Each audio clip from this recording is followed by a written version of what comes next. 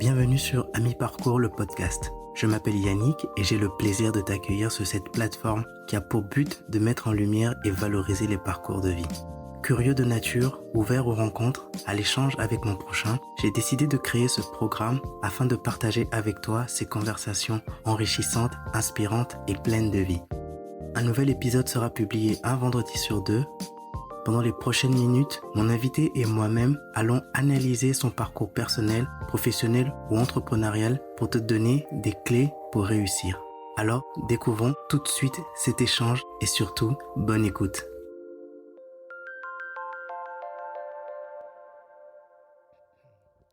Salut Nella. Salut Yannick. Comment vas-tu? Je vais bien, super. Je suis trop contente d'être là avec toi. Franchement, merci. Moi aussi, je suis très content d'être là. J'en profite maintenant. Je pense qu'on l'aura fait à n'importe quel moment, mais merci Irène. Je lui fais un petit shout-out parce que c'est grâce à elle qu'on s'est rencontrés. En tout cas, merci et quand tu écouteras ça, plein de merci à toi. Mais, et plein de bisous. J'ai pensé à elle en venant tout le temps et je me suis dit, waouh, quelle beauté dans la vie quand on est bien entouré, au fait. Ouais, et ça donne ce qu'on est en train de faire là aujourd'hui. Tout à fait. Donc, merci à Irène, oui. Je l'embrasse. Ok. Donc là, la première question que j'aime poser... Okay. Non, t'inquiète, pas de stress, Ok. Dis-moi. Si tu devais résumer ton parcours en 3 mots, lesquels seraient-ils? Waouh. 3 mots. Oui.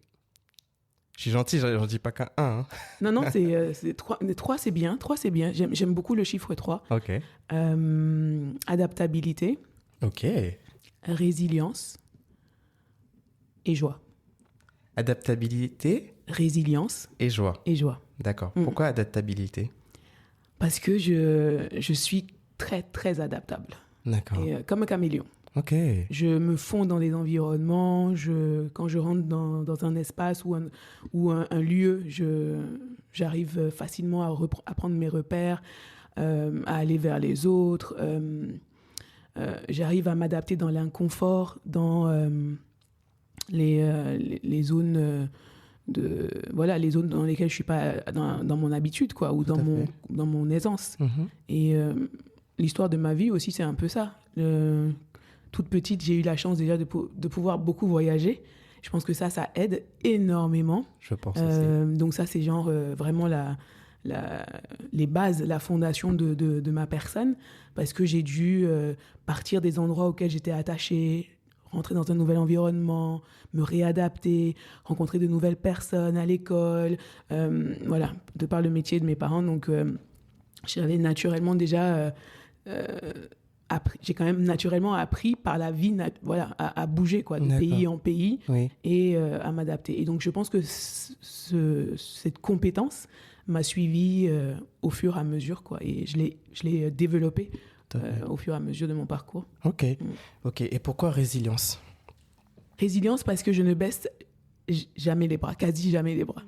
Ça arrive des moments de faiblesse, ça arrive des moments de doute, mais une chose que j'ai remarquée, c'est que je me relève et encore plus forte, au fait.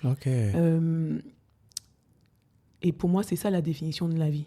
C'est parcourir ce chemin de vie, tomber, trébucher, glisser, mais se relever, au fait. Oui. Et c'est quand on se relève qu'on a une nouvelle vision du monde, quand on se relève qu'on on se régénère, finalement, d'une autre manière, et en permanence. Et ce qui est même... qui me dépasse, c'est que ça n'a pas de fin. D'accord. Je me pose souvent cette question, mais quand est-ce qu'on arrive au bout? Mais il n'y a pas de fin, quoi, en fait.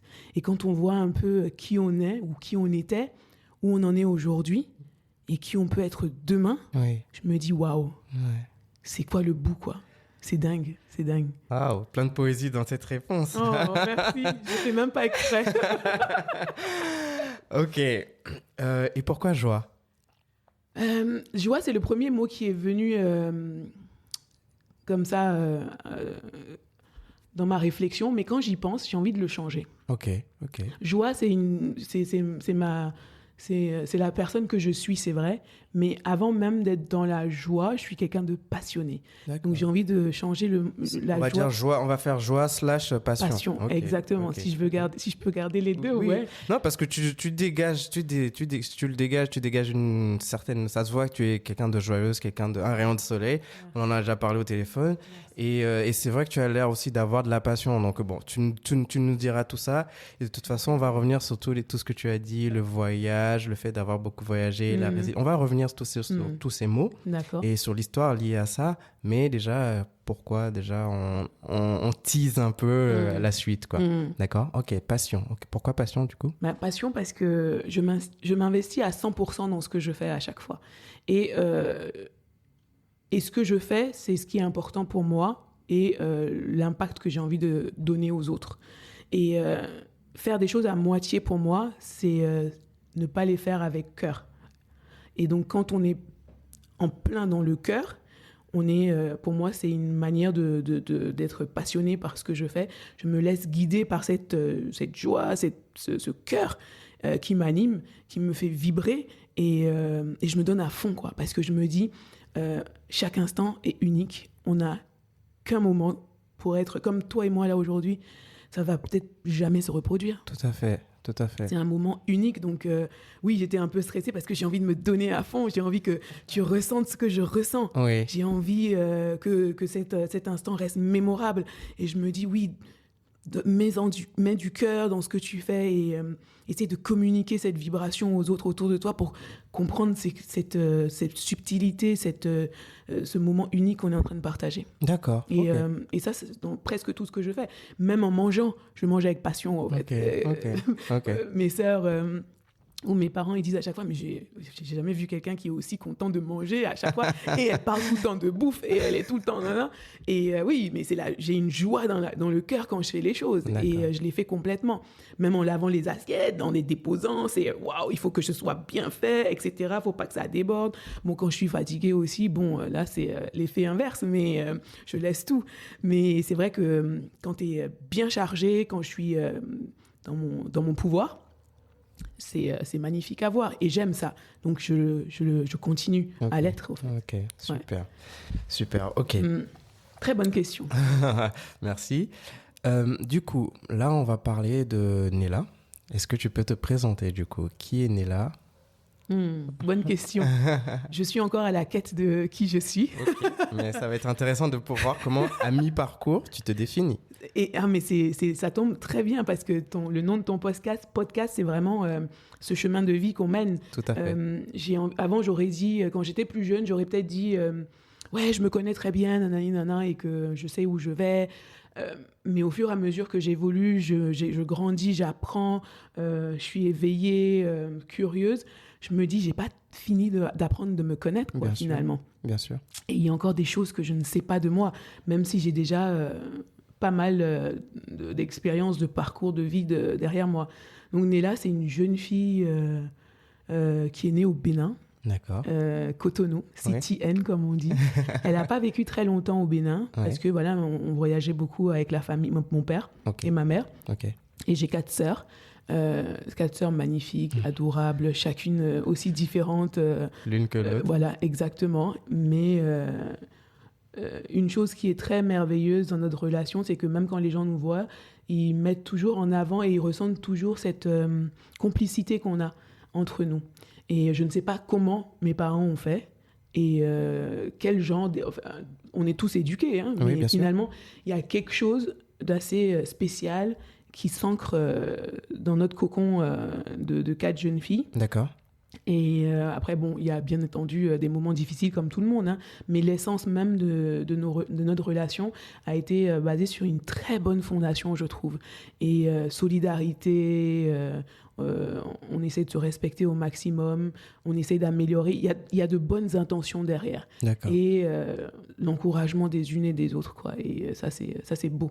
Je suis très contente d'avoir les sœurs que j'ai, de faire ce parcours de vie avec elles, parce que finalement, je puise du bon ou du mauvais Enfin, je suis consciente de ça maintenant, en fait, de cette richesse qu'on s'apporte les unes les autres. Ok. Et tu es quoi tu as quelle numéro position? 3. La numéro 3. Et j'ai dit tout à l'heure que le 3 était un numéro que j'aime beaucoup. C'est vrai. Ok. Et quelles sont tes activités aujourd'hui, Nela? Mes activités. Le non professionnel, déjà je vais commencer par ça parce qu'en général tout le monde parle de voilà, je suis ci, je suis ça. Oui, bien sûr. J'aime pas trop, j'aime faire beaucoup de choses, bien sûr. Mais déjà j'adore le popcorn. J'adore aller je suis une fan de popcorn, au point où j'ai une amie à l'époque, quand on travaillait ensemble, elle m'a offert tellement j'aimais le popcorn, elle était sidérée de voir la quantité de popcorn que je mangeais. Un jour elle m'a fait un cadeau et elle m'a acheté un mini sac popcorn que j'emmène aujourd'hui au cinéma. À chaque fois, je mets ma carte bleue, etc. Et je suis tellement contente. Je pense qu'elle ne le sait pas, mais à quel point je suis heureuse de prendre mon mini sac popcorn avec moi et d'aller au cinéma. Donc, j'adore ça. J'aime beaucoup aussi danser. Je dansais, très curieuse de la danse. Quand j'étais plus jeune, je faisais beaucoup de danse. Et quel type de danse? Africaine, j'ai fait moderne jazz, j'avais fait un début de ballet, je dansais aussi pour... dans mon école, dans les groupes de danse. Quand j'étais au Niger, j'ai fait des chorégraphies avec une de mes sœurs pour le Centre culturel français. On nous a demandé de faire Voilà, moi, j'adorais la musique, la danse. Pour moi, c'est la vie, quoi. C'est trop beau, ça m'anime. Génial. Et... Oui. Ouais, parce que je sais qu'il faut parler aussi quand même du parcours un peu pro. Oui.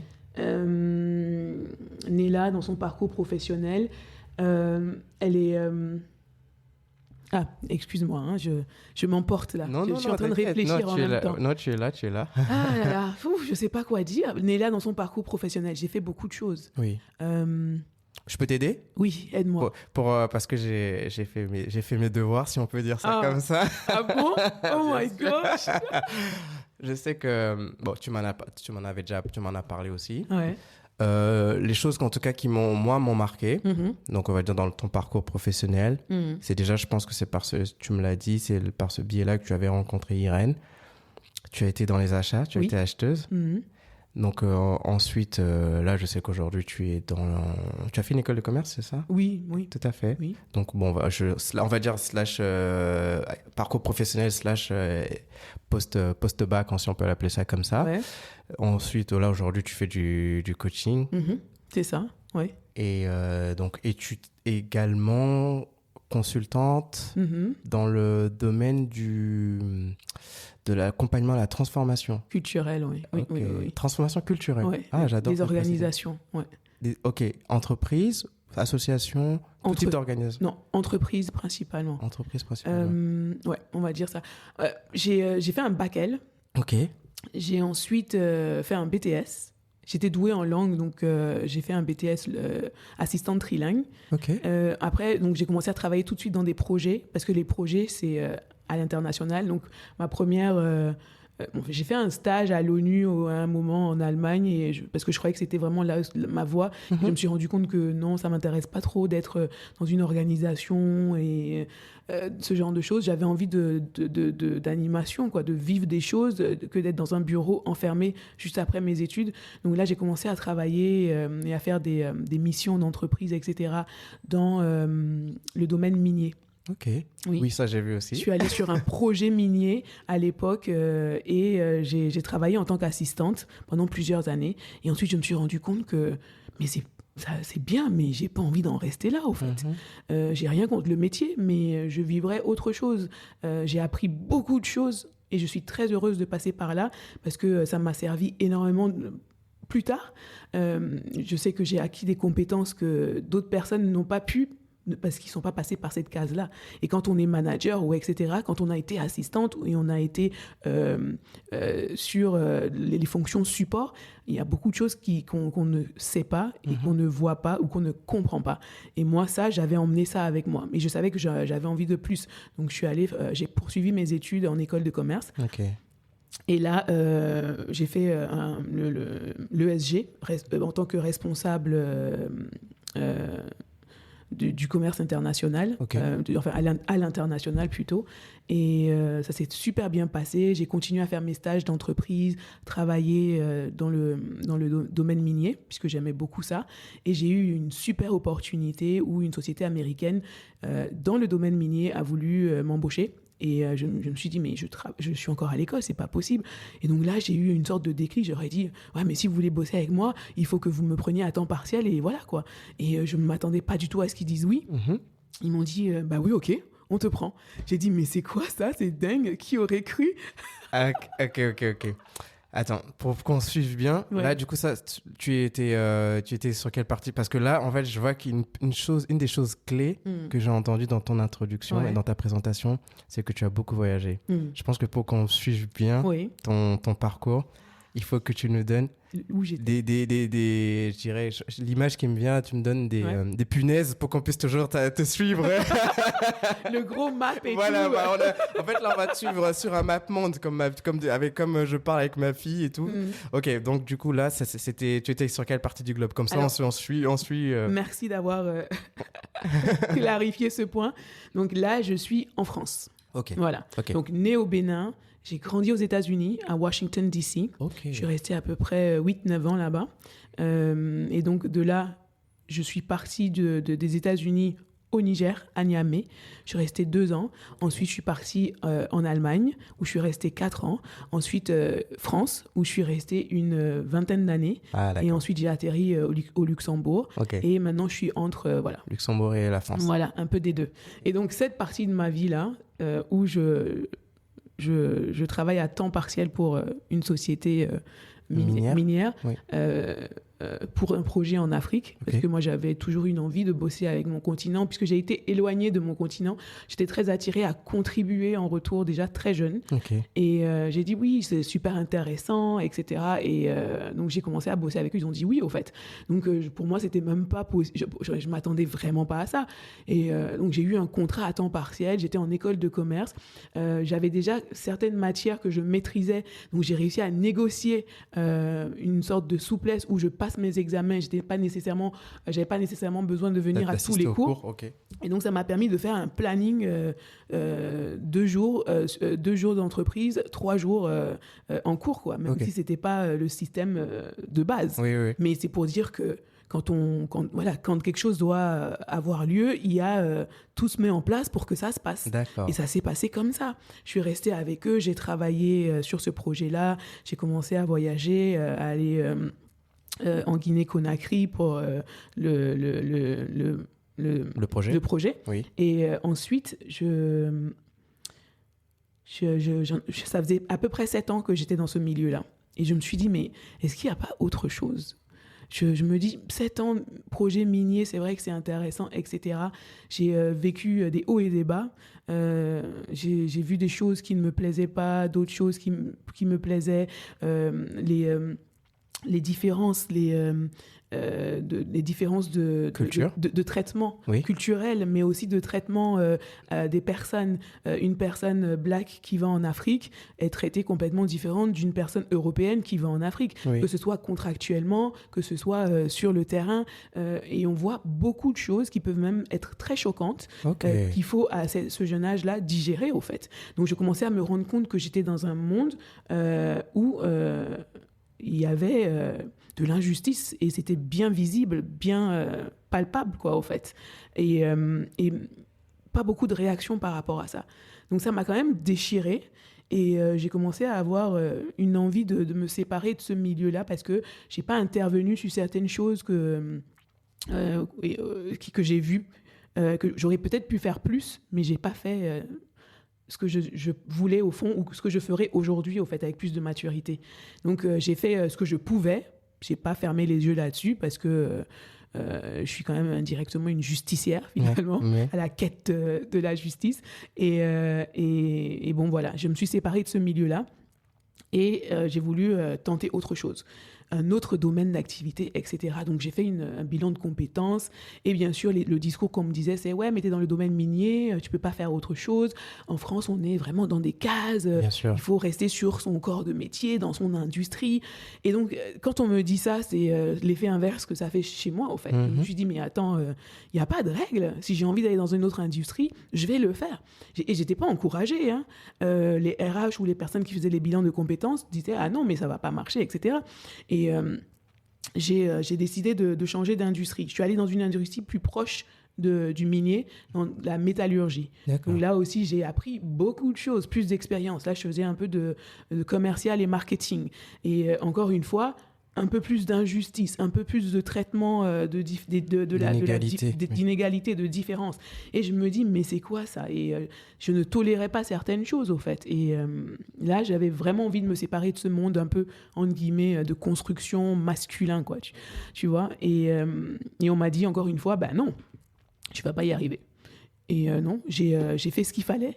J'ai travaillé mon CV, j'ai travaillé mon discours. Donc, je suis partie de la société où j'étais, de la société de métallurgique. Oui. Et j'ai pris 6 mois où j'ai bossé sur moi, quoi. J'allais au sport, j'avais une routine, quoi. D'accord. J'allais au sport, je savais qu'il fallait postuler tel nombre par jour, il fallait garder un mindset de ouf, et que, voilà, en allant au sport, j'étais dopée avec la bonne énergie. Après, je revenais postuler. J'avais un minimum de postulations par jour. Et je me disais, ouais, c'est bon, tu as fait. J'ai fait ça pendant au moins 6 mois.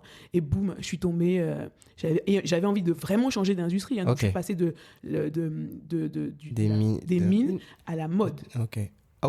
Tu vois le gap. Oui, je vois le gap. Je vois totalement le gap. On m'a dit que c'était impossible. Mais moi, je savais que c'était possible. Bien sûr. Et je l'ai fait. Donc, je suis arrivée, j'ai passé des entretiens, on m'a prise, etc. J'étais tellement contente et je me suis dit, yes! Je travaille pour une marque de fringues. Je voyageais à Amsterdam.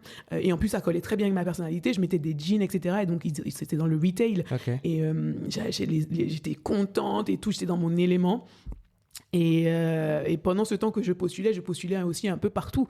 Et j'avais une liste de top 3 entreprises dans laquelle je voulais bosser avant que ma carrière se termine. Voilà. Je ne savais pas quand, comment, mais j'ai dit, voilà, société 1, 2, 3. Et voilà, pour ces raisons-là, j'ai envie de bosser avec ces sociétés-là.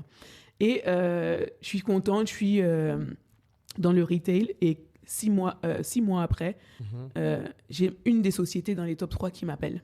Waouh. Ouais. Ok. Le dilemme. Ok. Et j'étais là, non, c'est pas possible. La société de mes rêves. Mais tu as postulé chez eux? Quand j'étais en train de postuler, pendant la recherche du retail, je postulais aussi un peu ailleurs quand je voyais qu'il y avait un poste vraiment dans mon industrie qui m'intéressait, mais avec aucune, pensée derrière en me disant, ouais, non, top 3, c'est pas possible, une grosse boîte, quoi. Et je me suis dit, non, ça va peut-être pas venir comme ça, mais bon, voilà ce que je veux. Why not, oui, ok. Et donc, 6 mois après, cette boîte m'appelle et ils me disent, oui, on a vu ta candidature, tu as remis à jour ton CV dans notre système, on a vu ton parcours et ça nous intéresserait que tu rejoignes notre équipe. Et c'était pour, encore une fois, repartir dans l'industrie minière. D'accord, mais et toujours, en Afrique. Et toujours dans les achats, du coup? Non, pas encore dans les achats. Ah, okay, là, j'étais en gestion de projet, commerce, marketing. Tout à fait, ok. Après l'école de commerce, j'étais plus dans cet univers-là. Ok, d'accord. Les achats, ça vient après. Ok, d'accord, ça marche. On se rapproche. Oui, bien sûr. Non, mais non, t'inquiète. Non, c'est peut-être que c'est juste que moi, j'ai sauté justement l'aspect gestion de projet, commercial et marketing. Okay. Donc, j'ai touché un peu à tout ça pendant toutes ces années-là. Et donc, dans le retail, c'était aussi commercial, c'était aussi gestion des boutiques. Okay. Un peu du visual merch. Exactement, en fait. Mais du chiffre aussi, les best-sellers, les worst-sellers, comment vendre plus, moins, aller au siège, voir les concepts marketing, mettre en place tout ce qui pourrait faire en sorte que les boutiques de ce groupe vendent plus, quoi. Ok, d'accord. Et donc, c'était très intéressant. Ouais, j'imagine. J'aimais beaucoup. Et Dilemme, une des sociétés de ma liste, top 3, m'appelle. Je vais en entretien. Je me dis, bon, vas-y quand même, parce que quand même. Et voilà. Et finalement, gros coup de cœur avec le directeur de projet. Je me dis, mais punaise, c'est quoi ça? Je me sentais... Est-ce possible? Ouais, je me sentais déjà en équipe avec lui, comme si je le connaissais, comme si...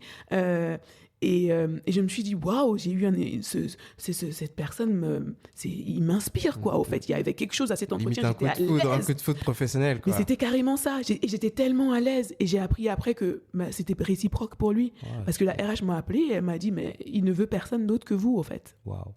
Et je me suis dit, mais c'est trop dingue.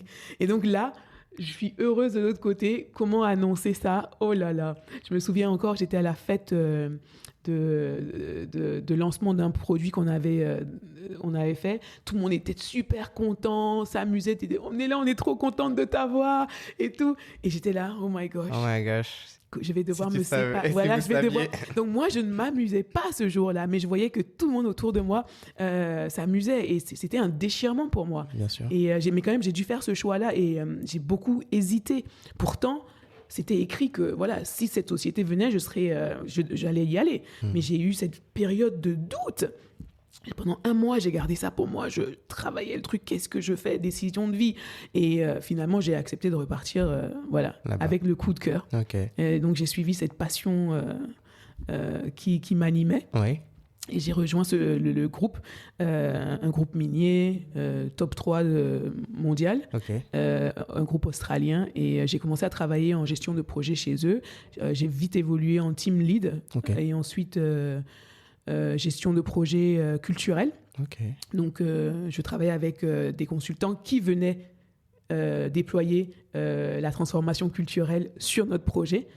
Et du coup, j'ai fait ça pendant 3 ans avec eux. D'accord. Et voilà. Juste pour qu'on comprenne, en tout cas moi je suis curieux, j'ai pas totalement compris. En quoi ça, je pense qu'on allait en venir après, mais on peut en parler dès maintenant. En quoi ça consiste la transformation culturelle? C'est une bonne question. C'est une bonne question. Notre environnement Oui. est une sorte de culture. Chaque pays a une culture. Ok. Chaque environnement dans lequel on opère a une sorte de culture. Bien sûr. Donc, quand on est dans une entreprise, on a une culture de valeurs, de principes, notre manière de travailler, the way we operate, the way we work together, voilà, notre mission, notre vision, voilà. Et tout ça, relie les personnes et la vision qu'on a envie de créer et comment est-ce qu'on a envie d'impacter le monde. Et quand le truc en société, c'est qu'il y a tellement de différents types de personnalités et il y a aussi une vision. Il faut aligner la vision avec les gens. En fait, il faut que les gens suivent cette vision, adhèrent à cette vision, adhèrent aux valeurs du groupe, parce que s'ils travaillent dans un groupe, c'est pour ces raisons-là. Et donc tout ça, sachant qu'on n'est pas tous sur la même longueur d'onde, on a tous des objectifs complètement différents, il y a des interférences. Il y a des injustices, des inégalités, tout ça. Et le but de la transformation culturelle, c'est d'emmener tout le monde vers ce big picture. D'accord. Qu'est-ce qu'on a envie d'accomplir finalement ensemble et de quoi avons-nous besoin pour y arriver. Ok. Voilà. Ok, ça marche. Ok, c'est totalement clair. Alors, je comprends mieux. Donc, c'est ce qui touche vraiment à la culture d'entreprise, quoi. C'est ça. Et la vision. Et c'est ça. Et dans la culture d'entreprise, on a des process. Okay. On a la culture même comment est-ce qu'on opère, comment est-ce qu'on se traite les uns les autres. On a aussi la partie individuelle parce qu'on est en tant qu'être une personne individuelle dans un collectif. Et on a aussi donc notre intérieur que d'autres personnes ne voient pas, mais il y a aussi l'extérieur, ce que toutes les personnes voient. Donc notre attitude, notre comportement. Donc une culture, c'est ce que j'ai à l'intérieur de moi, ce que aussi je transpose à l'extérieur. C'est aussi le cadre dans lequel j'opère et les process qui me structurent ce cadre-là, au fait. Donc c'est une vision intégrale, holistique, une culture. Ok, super. Et à la maison aussi, hein. Oui, j'imagine. Non, mais oui, je fais totalement le lien parce que l'être humain, il est individu, mais il est constamment, c'est l'homo socio, je sais plus comment on dit ça, mais l'être humain est un être social. C'est ça. Donc forcément, à n'importe quel moment, tu peux être individu dans tes pensées, dans telle chose. Exact. Et forcément, tu rejoins toujours un groupe dans lequel tu dois interagir. Exactement. Et tu dois apprendre à intégrer le collectif. Spot on. Okay. Yeah. Et là, ça me fait penser à un terme très important, la relation. Okay. Parce qu'on a une relation avec soi, on a une relation avec les autres, mais on a aussi une relation avec cet environnement, cette culture, ces choses, ces idées, ces concepts. Tout est relation. Aujourd'hui, on est en train de parler de ta relation avec la transformation culturelle. C'est un mot, mais tu cherchais à en savoir un peu plus. Peut-être qu'après ce podcast, ta relation avec le mot transformation culturelle va s'étendre, va prendre une autre dimension. Et c'est comme, on est là pour ça, au fait. Expand, étendre nos relations aux choses, aux personnes, aux idées, pour pouvoir opérer d'une autre manière. Et la transformation, c'est ça, le fait de pouvoir opérer d'une autre manière, de shifter quelque chose, de ne plus voir les choses comme on a l'habitude de le voir. Moi, j'aime beaucoup dire que la transformation, j'aime bien les formules, moi. Et ma formule de la transformation, c'est knowledge and experience, connaissance et expérience. Tu as la connaissance, mais si tu ne l'expérimentes pas, ça ne peut pas provoquer cette transformation, ce shift, ce déclic. Et on a des outils, des éléments qui vont nous permettre de mettre, de clic ce déclic, au fait, finalement. Ok, ça marche. Donc, c'est ça. C'est très profond, tout ça. C'est très profond. On peut en parler des heures. Non, mais c'est sûr. J'ai une petite chose à laquelle je pense. En fait, par rapport à l'expérience. J'ai écouté 2 conférenciers qui sont venus challenger mon rapport à l'expérience. Avant, concrètement, ce qu'ils disent, c'est que l'expérience, c'est bien, mais c'est pas une fin en soi. En fait, tout ça, c'est juste pour apporter peut-être une petite idée à ton assertion knowledge, experience, et tu pourras peut-être apporter une petite chose. Oui. Parce qu'ils disent, OK, l'expérience, c'est une bonne chose, mais c'est peut-être... Il y en a un qui dit que c'est peut-être déjà votre cimetière, votre expérience, et l'autre qui dit, en fait, l'expérience tout seul ne suffit pas. Parce qu'en fait, on est tous expérimentés. Mais oui. On a tous une expérience dans quelque chose. Complètement. Mais l'un dit que l'expérience doit être accompagnée d'une remise en question, d'une analyse. Et c'est pas nous tous qui, après une expérience, réfléchissons à qu'est-ce que cette expérience-là m'a apporté. Exactement. Il dit par exemple, quand il emmenait ses enfants à une sortie régulièrement, dès qu'il faisait quelque chose, 2 questions il posait systématiquement à ses enfants. Est-ce que tu as apprécié ? Qu'est-ce que tu as appris ? Constamment. Très bien. Au départ, c'est ce qu'il faut. Au départ, les enfants, ils le répétaient. Et les enfants ont tellement intégré ça que, papa, aujourd'hui, à cette sortie, j'ai apprécié ça et j'ai appris ça. C'est ça, exactement. Mais c'est une technique de coaching, ça. C'est une technique de coaching et c'est la bonne réflexion à avoir. En tant qu'être humain, ce qu'on ne fait pas assez, c'est de stop, pause and reflect. Réfléchir sur ce qu'on est en train de vivre. Pourquoi je suis en train de vivre ça ? Quelle est la leçon que je dois apprendre de ça ? Qu'est-ce que j'en tire ? Qu'est-ce qui a bien fonctionné ? Qu'est-ce que je pourrais faire différemment ? Moi, je le fais tout le temps dans mes séances de coaching et ce sont des questions que je pose régulièrement aux personnes que je coach parce que ça fait partie de l'expérience, tout simplement. Ok. C'est ça. Merci beaucoup. De rien. On va revenir sur l'expérience. Et c'est un très bon point, ouais. On va revenir sur l'expérience. Là, on s'est arrêté sur gestion de projet. Là, quand tu vas avant l'expérience dans l'entreprise du top 3, avant que tu retournes en Afrique, tu vas nous raconter ça, mais il est hyper important. Je ne voudrais pas passer à côté de... Tu as parlé de tes sœurs. Oui. Et je voudrais parler de tes parents. Ah, oui. Comment... Parce que tu as expliqué que c'est grâce à ton père que tu es né... c'est grâce à tu es né Papa et maman. Oui, voilà, c'est grâce à tu es né au Bénin en tout cas, mais c'est grâce à ton père que vous avez, si j'ai bien compris, que vous avez voyagé. Bougé énormément. Qu'est-ce qu'il faisait, si c'est pas trop indiscret, du coup? Oui, non, après ça reste le parcours de mon père, donc je ne m'identifie pas forcément à ça. Ah, moi j'ai un petit truc là-dessus. J'aime bien différencier, avec le sourire coquin que tu as, j'ai envie d'entendre ça. C'est le parcours de mon papa. Il était diplomate et ma mère aussi est dans ce corps-là, le corps diplomatique. Donc on a eu cette chance. On a eu cette chance et ça m'a permis d'être beaucoup plus adaptable, etc. De voir un autre milieu, voilà.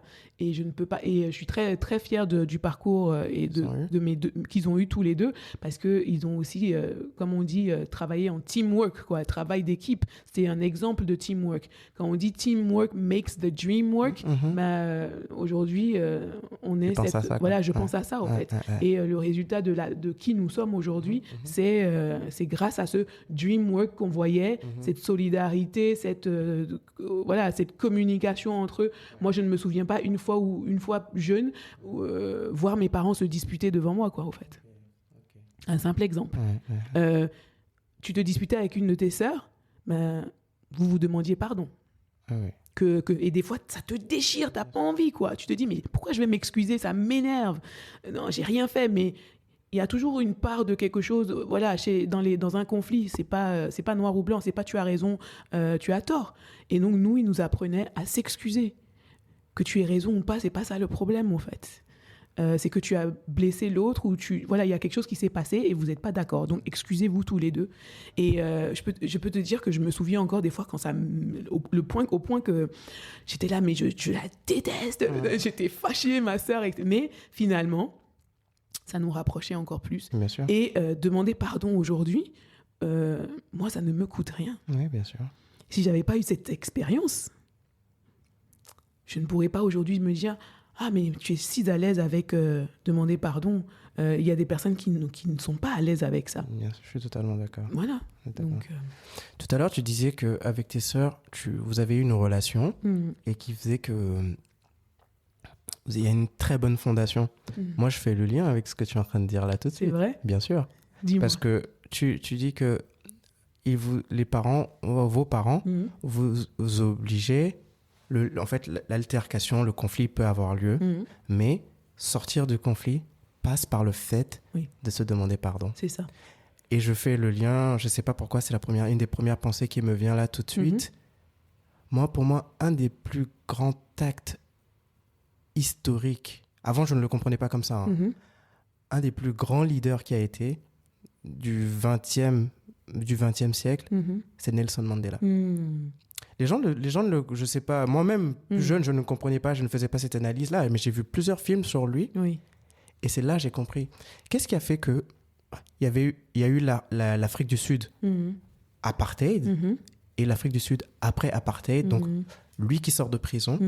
Et là, je m'en rappelle, il y a une allocution où il réfléchit, il est dans une grande réflexion, il y a une allocution télévisuelle et il doit annoncer qu'est-ce qu'on fait.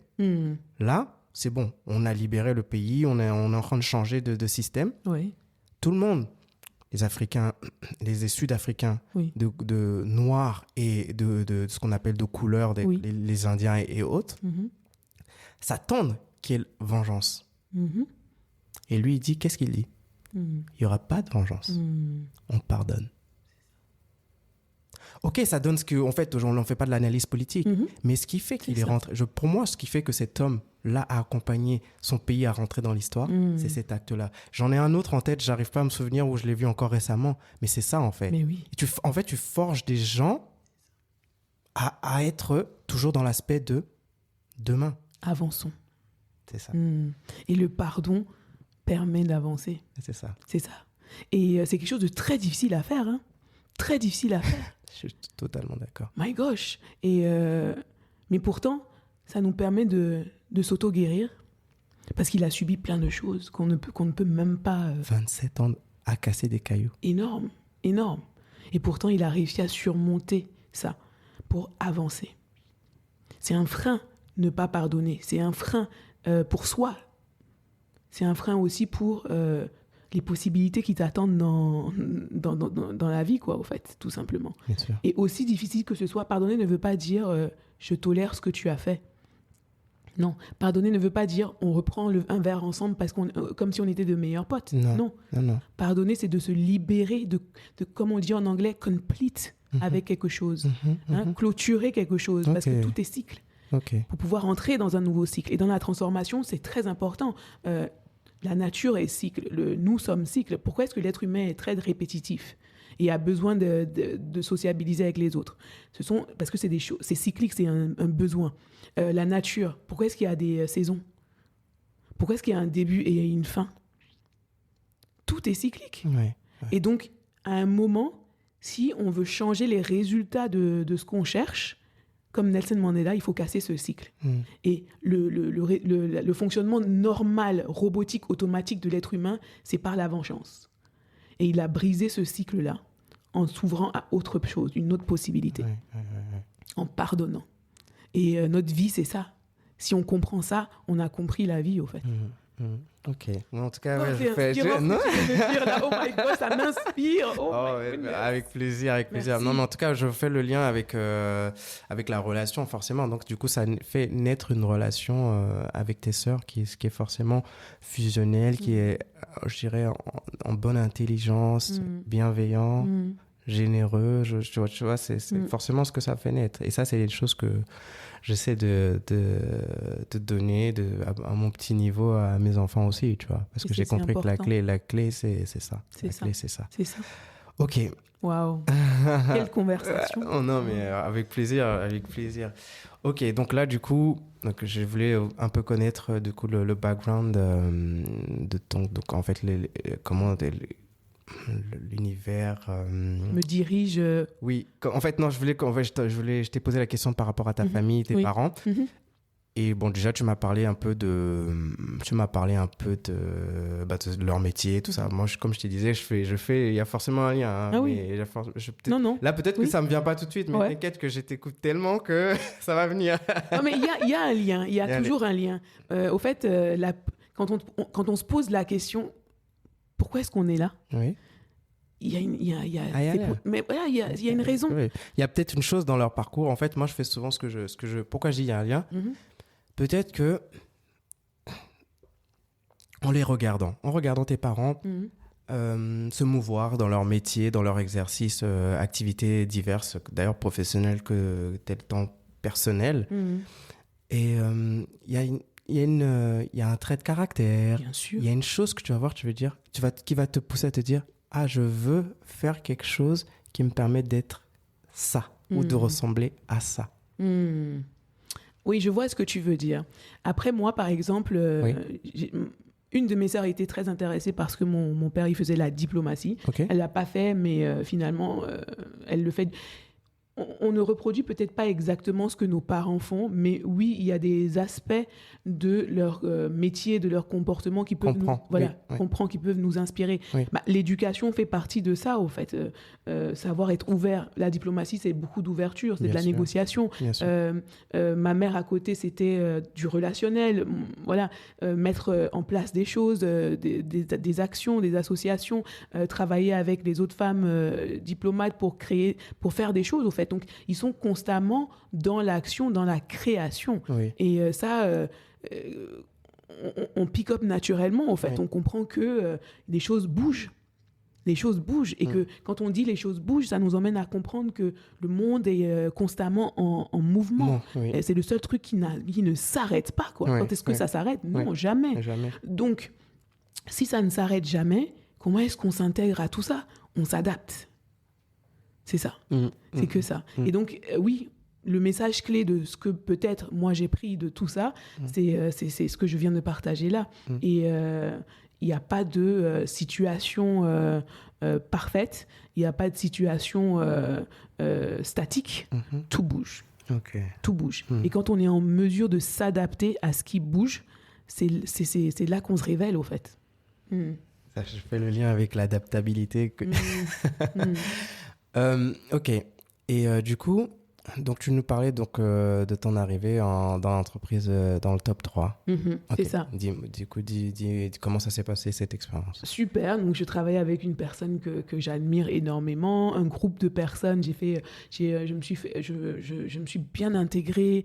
J'aimais mon métier. Tout bougeait. Voilà, dans ce monde-là, tout bouge. Un monde de projet, il y a un cycle aussi, voilà, encore une fois. Oui. Il y a le kick-off, il y a phase 1, phase 2, etc. Tout est cyclique jusqu'à la fin d'un projet. Bien sûr. Et finalement, c'est quelque chose que j'aime beaucoup, au final, le mouvement. Donc, je pense que je me sentais très bien dedans. Et donc, on avait embauché une entreprise pour mettre en place la transformation culturelle de notre projet. Et c'est pour te dire que cette entreprise qu'on a... avec laquelle on a contractualisé, c'est la même entreprise avec qui je travaille aujourd'hui. Okay. Et ça s'était passé il y a 13 ans. Ok, Ok. Donc, c'est quand même dingue. Oui. Tout a un sens. Oui, bien sûr. Tout ce qui vient sur notre chemin, c'est pour une raison. Donc, quand j'étais chez eux, on a contractualisé avec cette société.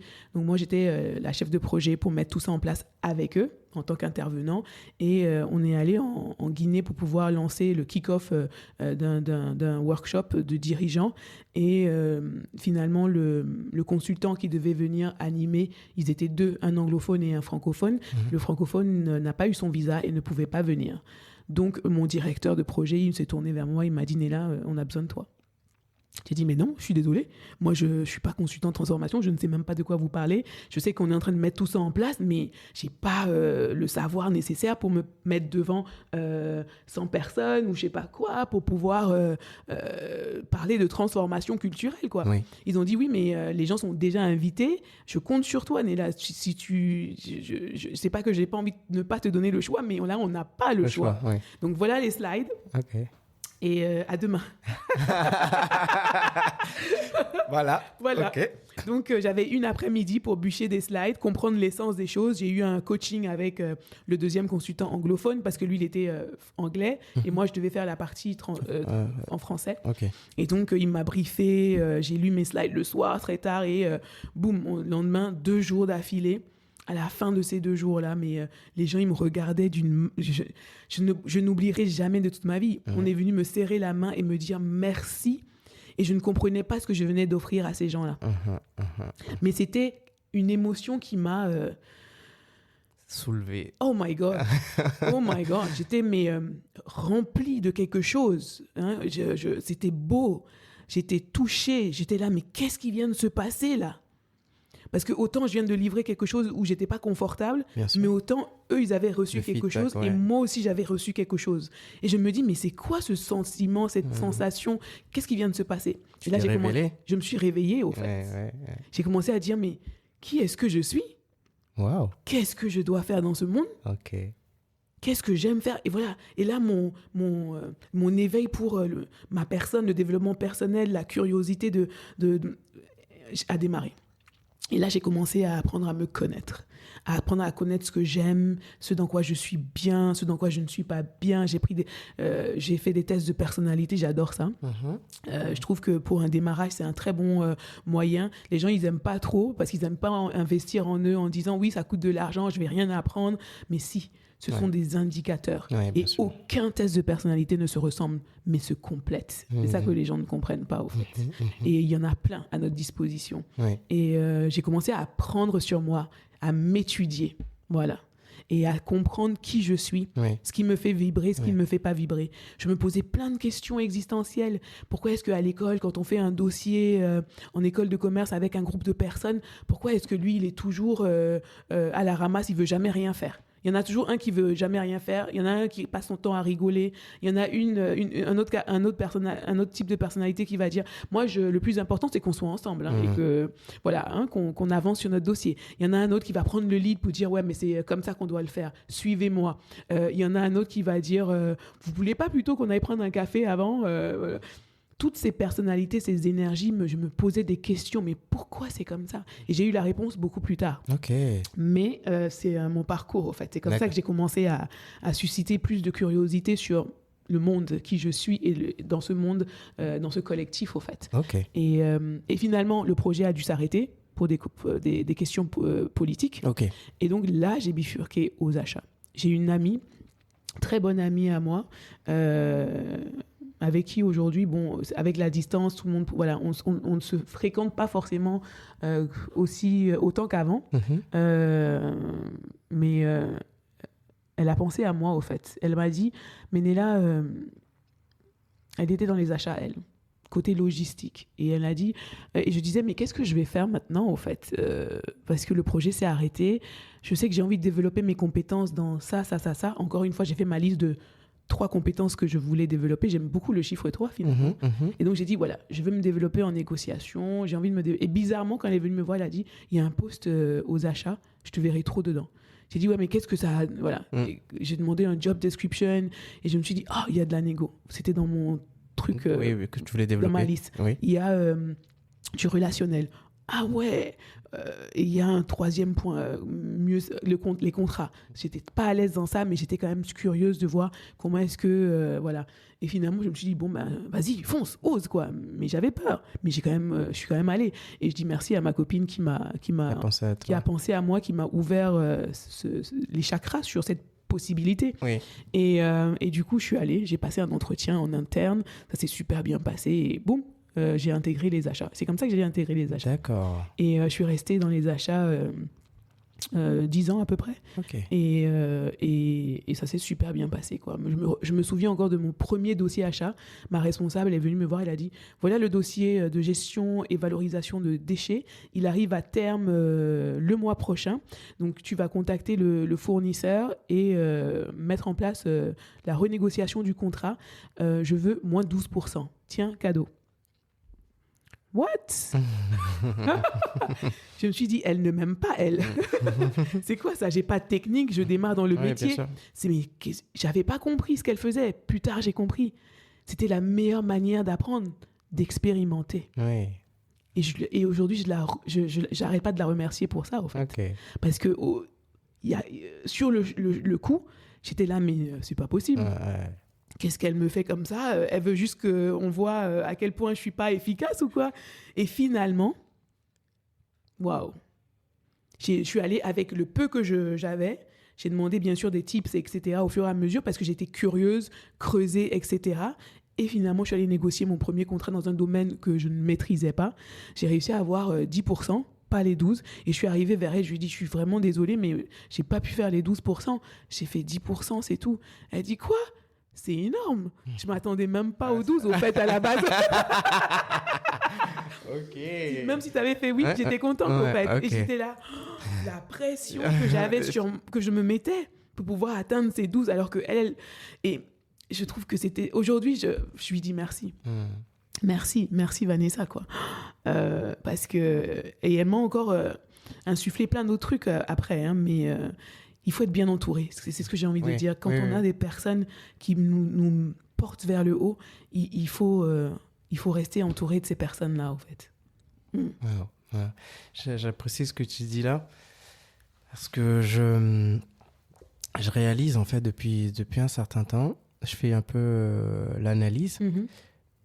Je me suis dit, en fait, je me posais la question, parce que je crois beaucoup au fait que, d'où le but de ce podcast, hein, je pense que tu l'as un peu compris, je crois beaucoup au fait qu'on a tous un don, une compétence, ou voire plusieurs, et qu'il faut qu'il se révèle. Et encore plus, si on peut le faire se révéler à l'enfant, qu'il le comprenne tôt, comme ça, il gagne du temps. En fait. Et il y a certaines questions qui va tricher, si on peut dire ça comme ça. Mais en fait, je pensais à ça. Mais j'ai réalisé à un moment donné que c'est pas une fin en soi de trouver sa voie. Il faut qu'on te mette dans la pépinière. Il faut qu'il tombe dans un incubateur. Il faut comme un poussin, en fait. C'est ça. Il faut qu'on te nourrisse. Il faut que tu aies la bonne dose de chaleur, et en fait, c'est pour ça que je dis qu'être bien entouré, tu vois. Oui. Et je regardais encore un truc, bon, je regarde beaucoup de biopics et je regardais un truc, la biopic de George Foreman sur une plateforme de vidéos à la demande. Wow. On va dire ça comme ça pour ne pas faire de pub. Et du coup, et c'était génial. En fait, justement, j'ai cherché quel élément. Et une des choses qui m'a frappé, c'est que c'est un jeune homme qui était en quête, il cherchait. Donc il se bat. En fait, lui, il disait, ce en quoi je suis bon, c'est me battre. Je sais me battre. Et à un moment donné, quand il va dans une organisation un peu comme là, un peu comme un foyer de jeunes travailleurs, qui est un peu lié à l'armée, tout ça. Il y a quelqu'un qui voit ça, un monsieur qui voit ça et qui dit, ok, viens. Wow. Je vais t'apprendre, non pas à te battre, mais à boxer. Wow. La différence entre se battre et boxer, c'est que la boxe, c'est un sport et il y a des règles. Tu ne tapes pas pour taper. Tu dois taper en suivant les règles. C'est ça. Et du coup, je me suis dit, je fais le lien avec ce que tu dis, être bien entouré, l'incubateur. En fait, il y a vraiment cet aspect-là que je comprends. Et sur ton parcours, du coup, ça me permet de te poser la question. Tu as parlé de Vanessa. Je pense qu'il y a tes parents. Oui. Est-ce qu'il y a d'autres personnes qui... Oui, dis-moi. Oh oui, J'aime beaucoup ce il y en a oui. tellement, il y en a tellement. Il y a Roger,